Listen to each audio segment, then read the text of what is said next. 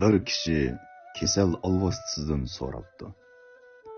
Ey kasal, sen nemancha qo'rqinchliq?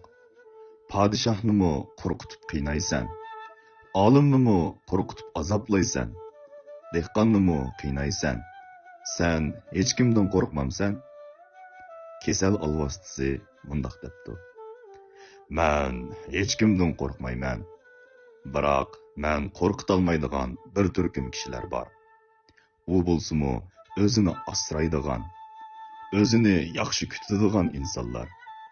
Bundoq odamga yaqinmi kelolmayman. Lekin bundoq odamlar nihoyat oz. Hozirgi kishilar o'zini asrash tugul qimmatli a'zolariga ko'tarolmaydigan yuklarni ortib, ularning besimini oshirib etmoqda.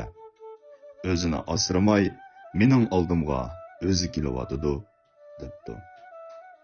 Gerçi bu bir hikoya bo'lsa-mu, tarbiyaviy ahamiyati mo'l bo'lgan eskartish. Shunga har qanday inson o'zini asrashni, kutishni to'xtatib qo'ymasligi kerak. Tan saqliq zo'r boyliq. Mashinangiz bo'lib salomatlik bo'lmasa, nol.